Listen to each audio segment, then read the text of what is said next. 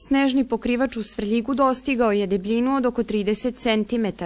Sneg i dalje intenzivno pada, pa je saobraćaj otežan, iako se putevi redovno čiste. Većina puteva je prohodno, ali je neophodno korišćenje zimske opreme, rekao je Igor Davidović, direktor javno-komunalno-stambenog preduzeća Svrljig.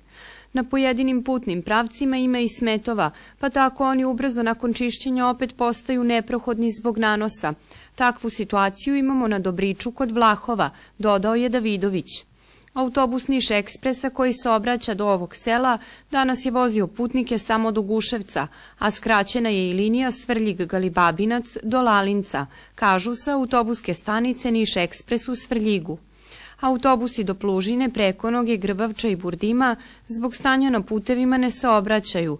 Autobus Niš Ekspresa koji je jutros otišao ka Burdimu skliznuo je s puta kod okretnice i još uvek je u Burdimu, gde će morati da sačeka čišćenje ove relacije. Na naše pitanje kada će biti očišćena ova deonica iz javno-komunalno-stambenog preduzeća Svrljig, kažu da je deo do Burdima u planu za čišćenje tokom večeri. Magistralni put Niš-Knjaževac čisti se redovno i prohodan je. Autobusi koji dolaze iz Knjaževca kasne po 10 do 15 minuta, dok su kašnjenje iz Niša 5 do 10 minuta.